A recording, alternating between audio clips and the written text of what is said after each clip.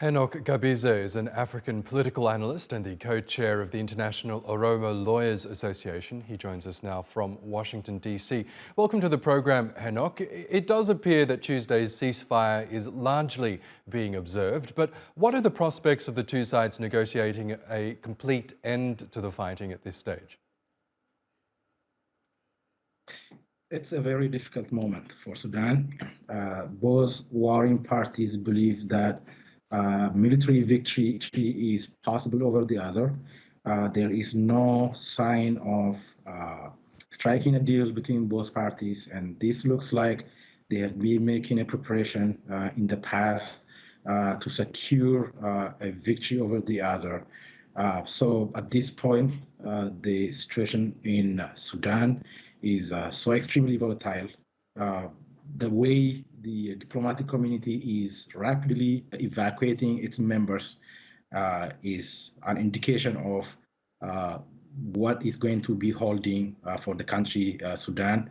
So both parties at this point did not show any reasonable step to settle the dispute in a non-military situation. So I am not optimistic about what's happening in Sudan.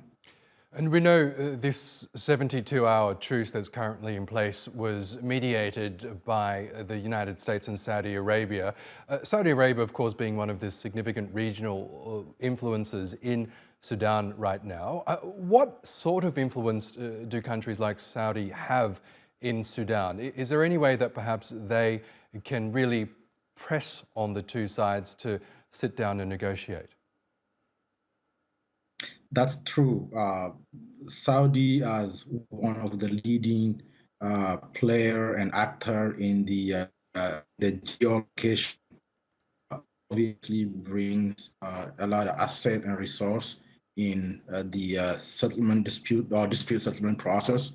But the problem is just more deeper than that. My fear is that there are different powers at play here. There are different actors beyond Sudan with different varieties of interest. So it's not a single kind of narrative involved in here.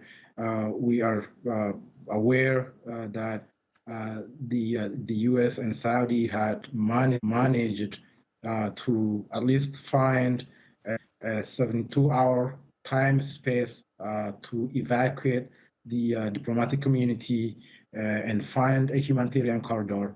But again, given that there are different interest groups involved in this conflict, if you see the warring parties, the Sudan Armed Force and the Sudan Rapid Force have aligned themselves according to the interest of major players. So the complexity about this conflict is that it's not only the warring parties in Sudan. There is going to be interest, flowing into the vessels. So yes, major countries bring